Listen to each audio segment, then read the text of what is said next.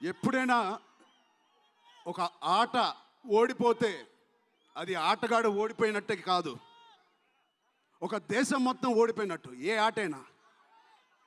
అలాగే ఈ పెద్దిగాడు, మీ అందరికి తెలిసి ఆ డైలాగ్ ఉంది, ఆట ఆడలేదు ఏంటది, పోరాడాడు.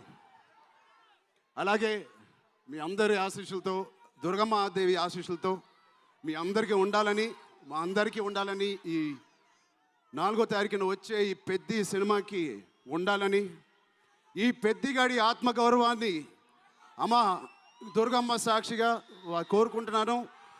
ఆత్మగౌరవాన్ని మీరందరూ ఉన్నత స్థాయికి తీసుకెళ్తారని మనస్ఫూర్తిగా దుర్గాదేవిని కోరుకుంటున్నాను. మీరు కూడా చల్లగా ఉండండి, జాగ్రత్తగా ఇంటికి వెళ్ళండి. మీ కుటుంబ సభ్యులు అందరినీ అడిగానని చెప్పండి. వాళ్ళందరికీ నా నమస్కారాలు ఇవ్వండి. మీరందరూ ఇంతసేపు ఉన్నందుకు థ్యాంక్ యూ.